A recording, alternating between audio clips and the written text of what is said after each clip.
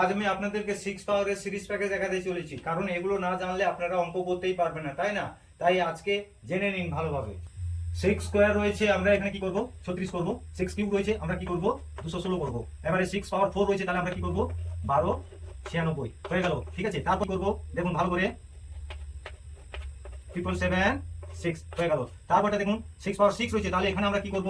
4 6 5 6 এটিও হয়ে গেল। তারপর দেখুন 6 পাওয়ার 7 রয়েছে, তাহলে এখানে আমরা কি করব? দেখুন এটিও হয়ে গেল। তারপর দেখুন 6 পাওয়ার 8 রয়েছে, তাহলে এখানে আমরা কি করব? দেখুন হয়ে গেল। তারপর দেখুন 6 পাওয়ার 9 রয়েছে, তাহলে এখানে আমরা কি করব?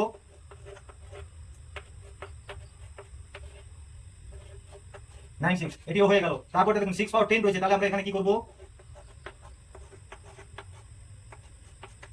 দেখুন হয়ে গেছে। কেমন লাগলো আজকে আমার ট্রিক?